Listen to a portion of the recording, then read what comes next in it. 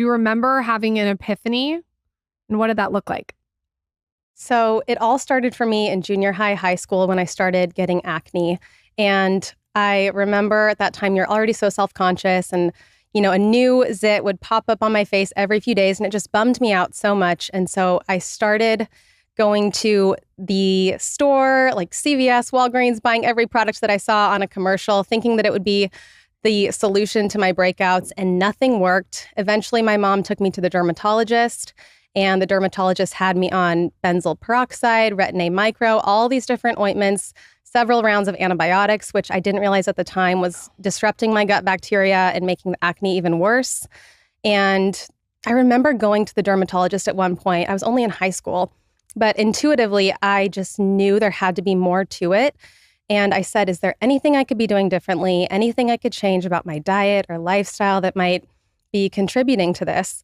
And she looked at me and she said, no, acne is genetic and your only option is to use this cream and take this pill. And so that's what I did. I didn't really have the resources or wherewithal to figure it out on my own. So I took her advice and went through a few more frustrating years. Eventually, I was put on birth control. And to fight acne? That was purely for the acne. Wow. And it worked, but it was, of course, a Band-Aid that comes along with other symptoms. And it wasn't until I met my now husband. And at the time, he was starting a regenerative livestock farm called Primal Pastures with his dad and brothers. And for the first time, my eyes were opened to a new way of eating. I had always been interested in health. I'd always tried different diets. I did everything you can think of, the cabbage soup diet, the Kellogg's cereal diet, like tried to follow the food pyramid. I was vegetarian for a year and none of it lasted. None of it really made me feel good until, believe it or not, I started eating real food. All of a sudden, I felt so much better, had more energy. My immune system was better. My acne cleared up. I was able to go off of the birth control.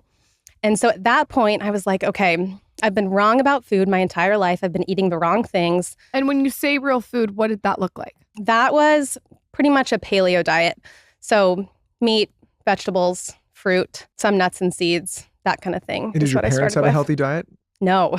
Okay. No, I grew up eating like the Costco chicken nugget dinosaurs and like, Fuck, fish we have sticks. those. And I got to get rid of those. Towns goes dino. I don't know the Costco That's a ones, reminder. though. Go ahead. Yeah. So no, I grew up eating a standard American diet. And then I started researching skincare, personal care products, and realized I had been using all the wrong stuff my entire life. I just assumed that if it was sold on a store shelf, that it was safe. Come to find out, most ingredients on store shelves have not been tested, and the ones that have been actually proven to be unsafe. And deodorant was the thing that I really honed in on just because I was shocked by how toxic conventional deodorant is. And this was back in 2012. There weren't a whole lot of natural deodorants on the market at the time, at least none that worked. And so I made it my mission to create a natural deodorant that worked. I spent countless hours in the kitchen. I would make a batch, give it to friends and family, get their feedback, make changes, make a next batch. And finally, when I had a product that I was really happy with, I launched it along with a few other things. And that was in 2015 when I officially started the company. Did you know that you would be building this empire and this infrastructure that you have now? No. I always joke with my husband because my goal in the beginning was to make an extra $500 a month. Like, I was working at Special Olympics at the time. He was a high school teacher. We had both just quit our jobs to start this farm with his family. And I was like making these skincare products on the side. So it was very much just like a hobby that kind of turned into a business. When you look back on this, what was the moment that you were like, oh my God, I'm going to build this into a business? Was there like one day where you checked the sales and they were wild? Did something go viral on social media? It was kind of a slow progression, but quicker than I thought it would be. Like I remember just being pleasantly surprised, like day after day, week after week in the beginning by the response to the products. And I think it was because the deodorant like really worked and people just hadn't experienced that before.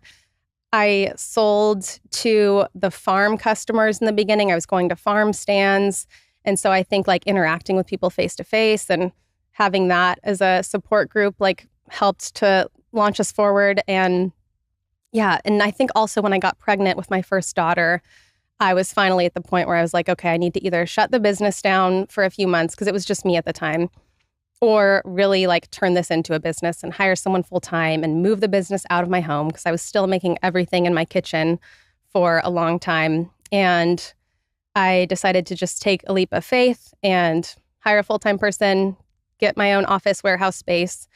And I'm so thankful that I went maybe that like route. an ignorant question as the only man in the room. Why do so many women go on birth control to combat acne? Like what is in that? Do you even know what's in that birth? Lactin, Michael. But why? It lowers testosterone. And it, from what I know, it kind of gives your body the impression that you are pregnant. Like a lot of women get that pregnancy glow towards the end of pregnancy. And I've heard that birth control kind of like emulates that. Because we were talking about birth control on another show, and some of the comments were like, oh, it's a dangerous time to be talking about maybe not using birth control. But I think what we were trying to articulate is so many people just jump into birth control without really having a lot of information, or in your case, not even for the purpose of birth control, but to combat acne. And I think it's a conversation worth discussing, because now that I have a daughter, I think about this all the time, which is obviously you want people to be able to protect themselves.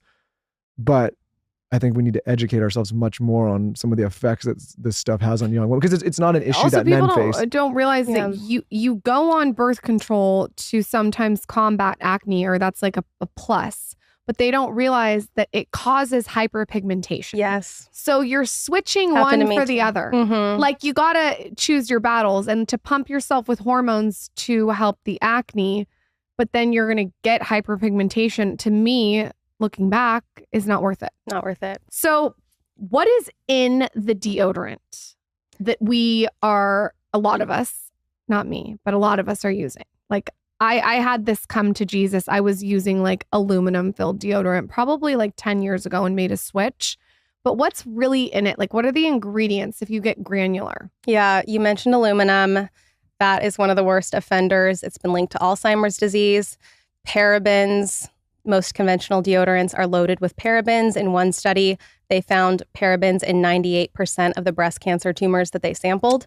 Nice. So we're putting these things in a really absorbent area of the body. And not only are we putting those chemicals into the body, but the aluminum in the deodorant also blocks your pores, so you're not able to sweat anymore. And sweating is so important for detoxification. And that's why I think deodorant is one of the worst things you can do. And I always encourage people, if you're going to make one swap, let it be deodorant, because you're just putting so much junk into an absorbent area of the body, and you're not letting your body detox like it was meant to do. You know what else it gives me anxiety is tampons. Yeah. Like I just feel like the bleach and the chlorine. Oh my gosh. I remember the scented ones. Like, and then you like crazy. Put it up there with a plastic applicator. Uh-huh. And I mean, it's bleak. If you look at it, you know what else too? We can go on a real spiral. Toilet paper. Oh, so yeah, that's a swap that I recently made. Never thought about it up until a few months ago. And yeah, again, like such an absorbent area.